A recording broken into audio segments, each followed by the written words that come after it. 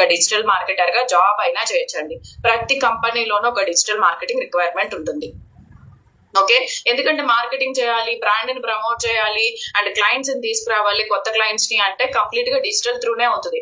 So ఎలాంటి software jobs ఉన్నా పోయినా అండ్ రెసిషన్ వచ్చినా కూడా ఫస్ట్ మార్కెటింగ్ వాళ్ళని ఎవ్వరూ టచ్ చేయరండి.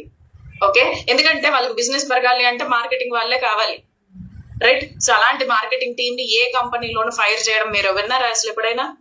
లేదు కదా, అలాగెక్కడా ఉండదు, తీసేయడం కానీ అలాగే ఏం ఉండదు, రైట్? సో ఎవర్ గ్రీన్ అనమాట మార్కెటింగ్ ఫీల్డ్ అనేది. ఇప్పుడు మీరు నేర్చుకుంటుంది ఇంకా అడ్వాన్స్డ్ లెవెల్లో డిజిటల్ మార్కెటింగ్ నేర్చుకుంటున్నారు, ఇంకా అడ్వాన్స్డ్, రైట్? అంటే ఇప్పుడు ఇంకా మనం ఏఐని యూజ్ చేస్తున్నాం, ప్రాంప్ట్ ఇంజనీరింగ్, చాట్‌జిపిటి, రైట్? ఇలాంటివన్నీ యూజ్ చేసి ఇంకా అప్గ్రేడ్ అయింది. ఇప్పుడు మొన్నటి వరకు ఏఐ రాని వరకు డిజిటల్ మార్కెటింగ్ ఒకలా ఉండేది. ఏఐ వచ్చిన తర్వాత డిజిటల్ మార్కెటింగ్ ఇంకా అడ్వాన్స్డ్ గా మారింది.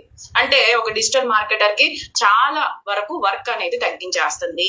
మీకు గ్రాఫిక్ డిజైనింగ్ పార్ట్ లో అయినా సరే, యాడ్స్ రన్ చేయడంలో అయినా సరే, వెబ్సైట్ డిజైనింగ్ లో అయినా సరే, సో ప్రతి ఒక్క పార్ట్ లోనూ ఏఐ ఇన్వాల్వ్మెంట్ కూడా ఉంటుంది అనమాట. సో అలాంటి స్కిల్స్ అన్ని మీరు కంప్లీట్ గా నేర్చుకుంటున్నారు స్కార్బీలో. ఏఐని యూజ్ చేసి వెబ్సైట్ డిజైన్ చేయడం, ఏఐని యూజ్ చేసి వీడియోస్ డిజైన్ చేయడం,